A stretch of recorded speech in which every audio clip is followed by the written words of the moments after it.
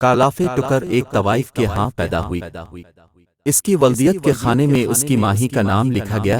گندے ماحول اور عدم توجہ کے باعث 8 برس کی عمر میں اس نے سگریٹ نوشی شروع کر دی اور بمشکل 10 برس کی عمر میں اس نے چرس پینا بھی شروع کر دی۔ پھر 1983 کی وہ رات آ گئی جب اس نے اپنے بوائے فرینڈ کے ساتھ مل کر ایک جوڑے سے موٹر سائیکل چھیننے کی کوشش میں جوڑے کو ہلاک کر کے یہ دونوں فرار ہو گئے، لیکن چند ہی ہفتوں میں پولیس نے انہیں گرفتار کر لیا۔ مقدمہ چلا اور ٹیکساس کی عدالت نے دونوں کو سزائے موت سنا دی، جس کے بعد اپیلوں کا ایک طویل سلسلہ شروع ہو گیا۔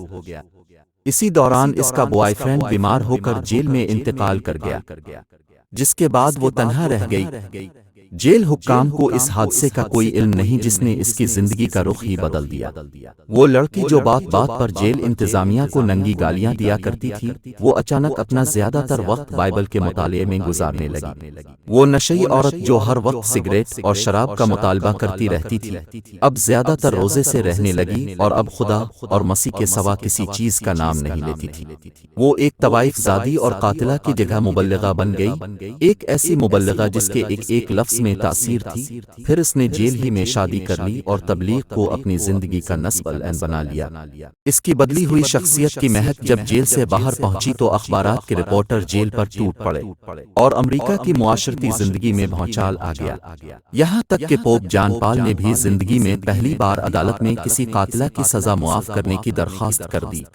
سزائے موت سے 15 روز قبل جب لیری کنگ جیل میں ٹکر کا انٹرویو کرنے گیا تو دنیا نے CNN پر ایک مطمئن اور مسرور چہرہ دیکھا، جو پورے اطمینان سے ہر سوال کا جواب دے رہا تھا۔ لیری نے پوچھا، تمہیں موت کا خوف محسوس نہیں ہوتا؟ ٹکر نے مسکرا کر جواب دیا، نہیں۔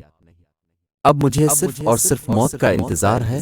میں جلد اپنے رب سے ملنا چاہتی ہوں، اپنی کھلی آنکھوں سے اس ہستی کا دیدار کرنا چاہتی ہوں جس نے میری ساری شخصیت ہی بدل دی۔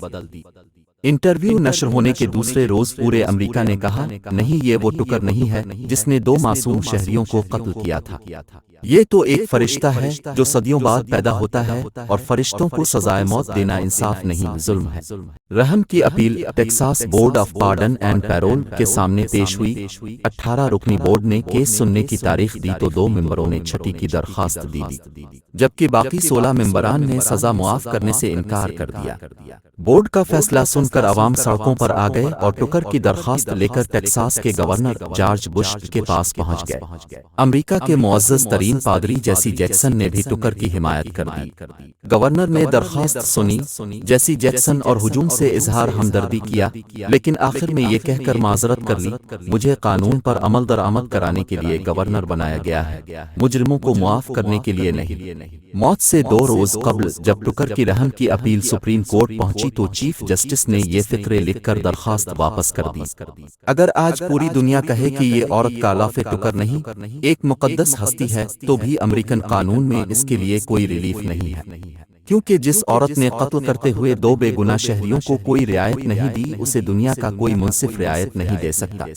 ہم خدا سے پہلے ان 2 لاشوں کے سامنے جواب دہ ہیں جنہیں اس عورت نے ناحق مار دیا۔ 3 فروری 1998 کی صبح 5:45 بجے ٹیکساس کی ایک جیل میں 38 سالہ کالافے ٹکر کو زہریلا انجیکشن لگا کر سزائے موت دی گئی۔ 4 فروری کو جب CNN سے کالافے ٹکر کی موت کی خبر نشر ہو رہی تھی تو میں نے اپنے ضمیر سے پوچھا کہ وہ کیا معجزہ ہے جو امریکہ جیسے سڑے ہوئے بیمار معاشرے کو زندہ رکھے ہوئے۔ تو حافظے میں حضور سرور کونین کا وہ قول گونج اٹھا، اگر میری بیٹی فاطمہ بھی چوری کرتی تو میں اس کے بھی ہاتھ کاٹ دیتا۔ اور حضرت علی علیہ السلام کا بھی قول زریں چمکنے لگا۔ معاشرے کفر کے ساتھ تو زندہ رہ سکتے ہیں لیکن ناانصافی کے ساتھ نہیں۔